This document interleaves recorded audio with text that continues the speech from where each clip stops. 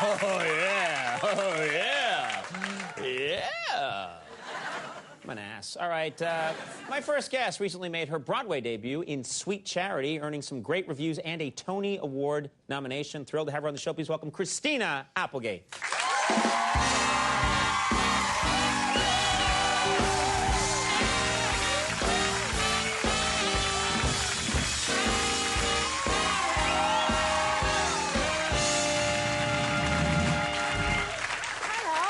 For a second, I thought you were turning to walk right back out again. That's what it looked like to me. I'm so over you right now. Yeah, well, that's what happens. Hi. Thanks for being here. Oh, I'm so happy to be here. I haven't been here in so long. I've missed you terribly. I know you have. I know you know. Hard to resist.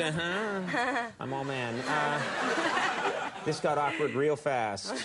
Now, you don't normally live in New York City, but you've been living in New York for a little while now. About 7 months. 7 months working on this play. Do you feel like you're getting used to the New York City rhythm? Are you out there riding the subways? I am. I love it here. I love the subway. I have this weird fetish with the subway. That right. The smell, for some reason, it's kind of erotic to me in some really strange way. Well, that just couldn't be true. Nothing like urine, yeah. The hot weather. Hey, no, I'm a gal for urine, you know what I'm saying? Wow! That's gonna show up in the tabloids. I love that song. I'm sure it has before. Now, so you're riding the subways. You find that all kind of really something about it. I jest. It's not really erotic to me. It's just when I was a little girl, I used to come here all the time, and there was something about getting off the train and sort of the smell and knowing that I was in New York City, and that was very exciting for me. So right. The smell is like a sense memory of excitement. The stepping over a homeless guy. Yes, it's all just fun for you. One of my first memories of coming to New York when I was a little girl was exactly that, stepping over this homeless man who was laying there all wrapped up, and he was singing, "Can you tell me how to get to Sesame Street?" And I was like, that's my favorite show, too. Really? He was singing that? My mom didn't let me sit down and talk to him about it. Wow. Because I really wanted to get into, you know, and that man's name was Max Weinberg. Yes. Good to see you again, Max.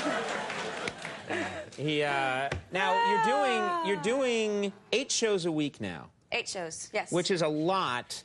And I would think that when you do that many shows in a week, I mean, we just do 1 week. We don't even work on the weekends, but you're doing 8. I got to think that you almost lose touch with reality, because do you know what's even going on in the outside world? I don't know what's going on at all. I probably should turn on the television and watch the news, because it makes for very embarrassing conversations when you don't really know what's going on in the world. Right. Which, by the way, I segue into my story. I was... As if there was a pre-interview. We just read each other really well.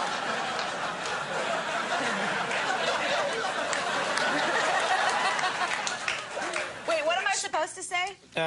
You're the best lover... No, here's a very embarrassing example of how much I don't know what's going on in the world. I was doing a Nightline interview, very, very... very high class, with Jeff Goldblum and John Lithgow. Really very intelligent, amazing men, you know, well-spoken, very, you know. And we were talking about Broadway, and it was supposed to be this interview, this intellectual discussion of, you know, stars coming to Broadway and everything. The future of the stage and all that. Yeah. This is how out of touch with reality I am. They start talking about the Deep Throat situation. That it just happened that day, so give me a little bit of credit. They leaked the identity of Deep Throat. I literally was like, why are we going into porn? Wait, you're on Nightline? They asked on Nightline. Yeah. They asked me about it, and I was like, well, I was a little young to watch stuff like that, you know. I don't even know. I had no idea what they were talking about. And then I went home that night, and I turned on the television, and I was like, I want to shoot myself right now. Right. So, yeah. That's not good. That's not good. The intelligent conveation about, you know, well, now you've briefed yourself on the whole Watergate. Okay. Now you know. Now you know. That's Couldn't they have given him a different name so as not to confuse people? So that you don't Damn think Woodward and Bernstein. Throwing porno names around, confusing us all. Man, such a bummer.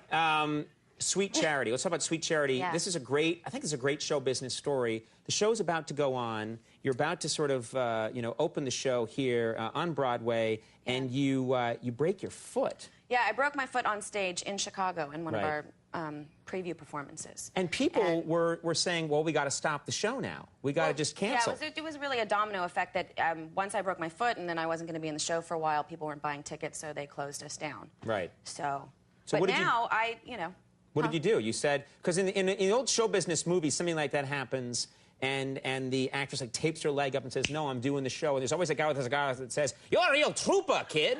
You know, there's That's exactly what happened. Is that what happened? It was exactly what happened, except for the accent. He didn't have that accent. Well, then what's the point what's the point of doing it if there's no accent? So no, I just kept going. That's I still wear nice. the brace. Good for you. But I only do that for sympathy. Right, right. Because you can never get enough of talking about the foot. Right, right. Actually, next time I want to break my butt so that people actually have to come up and go, how's your ass? When you and then break I can say, sore. When someone, I don't understand, and this is Because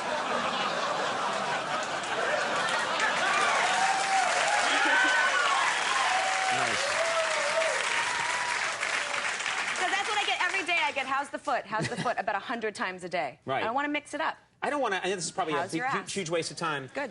How is your ass, by the way? It's a... Sore. Good. If someone breaks their butt, what do they do? If you break your butt, is it a cast? Is your ass in a sling? Ass What cast. happens? I don't know.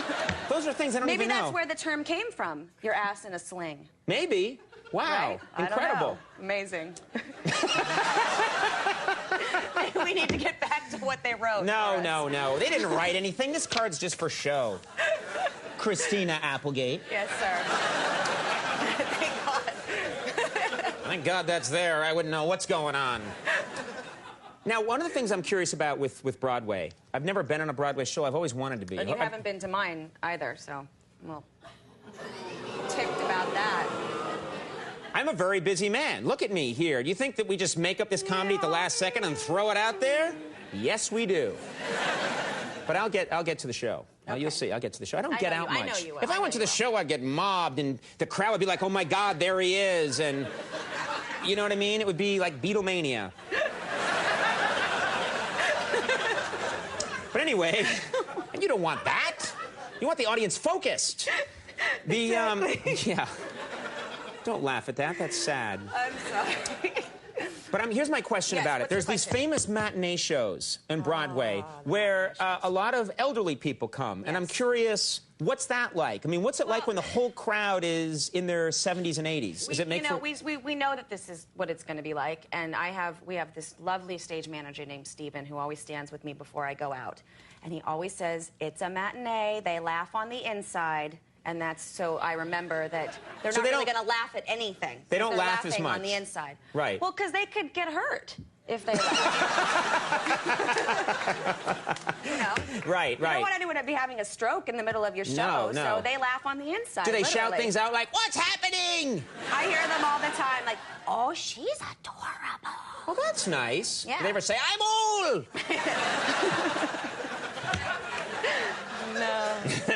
We do get hecklers sometimes. I don't understand. Who goes to a Broadway show and heckles? I don't know. We have this one scene where my other actor, Dennis O'Hare, says something to me about, you know, I am obsessed with purity in this day and age. Isn't it laughable? Right. And we had a guy in the audience go, yeah, ha, ha, ha, in the middle of our show. What kind of creep does that? No, I didn't come. I haven't been to the show. We established I haven't been. Okay. But I don't know who pays that much money for a ticket. I don't know. How could you heckle at a Broadway show? It's just bizarre. I don't know. What do you do? What is your scheme for if the audience isn't so good? Do you have a technique? How do you deal with an audience? Do you, if they're not so good or the audience seems kind of quiet? Dennis told me how to do this because I would get really like, they suck. And he said, just pick somebody in the audience. Look out there before the show starts and pick somebody and then just do the show for them. So, like our matinee on Wednesday, I did it for this adorable little old lady in a pink sweater who was sitting in the front who was like this the whole show. That's really sweet. That's really sweet. So I just did the show for her. That's nice. Because the rest of them shocked. They were mean. They didn't laugh or clap or anything. Well, as you said, they're very old, these people. And they're trying to conserve their energy. No, they didn't suck. I love our audiences. I'm sorry if you were there Wednesday. I love you. Come back. No, I don't 5 or think they 6 were times. there. No, I sometimes, I think it's good to pick one. My problem is that we can have a great crowd, and every now and then I'll catch the eye of someone in the audience, and everyone can be laughing, but one person isn't laughing, and then I get mad at that person. Exactly. So I wait and I follow them home. And I beat them to death with a pipe. It's a little thing I do, so watch out, because I'm gonna get you. Sweet Charity, people love this show. Is now playing at the Al Hirschfeld Theater on Broadway. Yep. And thanks so much for stopping by. We I'm love so it when you glad come to by. be here. I yeah, love you. Christina Applegate, Regina Hall coming up. We'll take a break. We'll be right back.